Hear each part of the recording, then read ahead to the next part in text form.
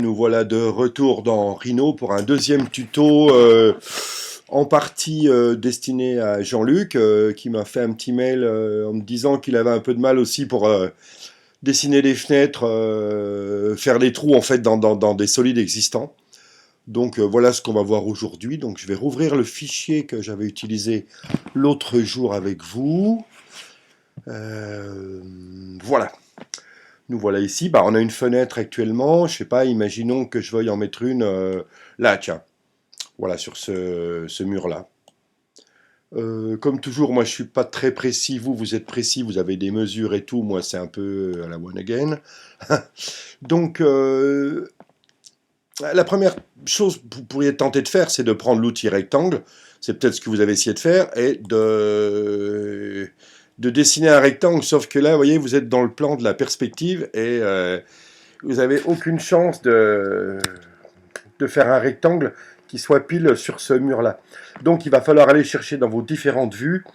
Alors ici, on a un petit bouton qui est très pratique, qui nous permet d'afficher toutes les vues, de revenir aux 4 vues, avec un clic gauche. Et quand vous faites un clic droit dessus, cette fois, bon, ça marche pas là, mais normalement, ça devrait marcher.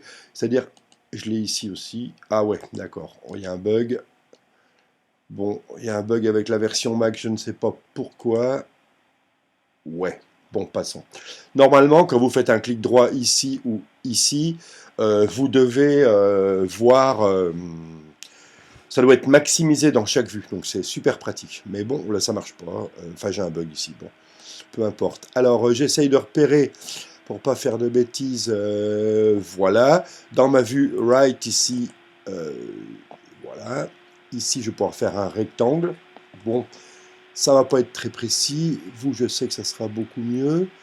Donc, je sais pas, je vais le faire d'ici à ici. Voilà, je fais une fenêtre comme ça. Voilà, j'ai dessiné un objet ici. Je vais vérifier en perspective quand même que mon rectangle est bien positionné. Voilà, ici sur la bonne surface. Maintenant, je vais faire une extrusion. Donc, je vais dans le menu solide.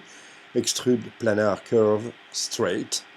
Voilà, tout droit. Je vais bien cocher ici l'option des deux côtés, both sides, pour être sûr que mon solide dépasse bien, vous voyez, de tous les côtés, quoi. Pas la peine de mégoter, puis de faire un truc, d'essayer de faire au millimètre près, puis de se retrouver avec un solide qui n'est pas en intersection. Ce que je veux faire, basiquement, c'est faire une soustraction qu'on appelle booléenne, c'est-à-dire enlever du mur le bloc, là. Le delete input, c'est est-ce que vous voulez conserver ce bloc-là que vous voyez ici en couleur magenta, ou est-ce qu'il vous sert à rien? Moi, il me sert à rien, donc je laisse cocher ici delete input. Je fais OK, voilà. Maintenant, voilà, j'ai un bloc qui rentre dans le mur ici. Si ça vous plaît, vous pouvez le garder. Sinon, on passe à la suite du tuto.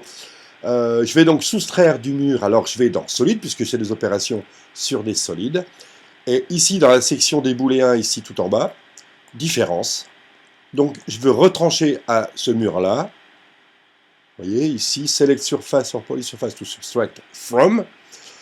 Je dis, OK, c'est fait. Et maintenant, hop là, ici, je veux soustraire avec ça, done. Puis voilà, j'ai un trou, quoi. Tout prêt à faire une fenêtre, quoi. Voilà. C'est tout pour aujourd'hui, c'est pas beaucoup. Qu'est-ce qu'il pourrait y avoir? Ouais, bon, voilà, ça va, quoi. Les portes, ça serait la même chose, quoi. Ça part du sol à... Bon, écoutez, on va rester là pour l'instant. À bientôt pour un autre tuto, très certainement. Et merci de votre attention et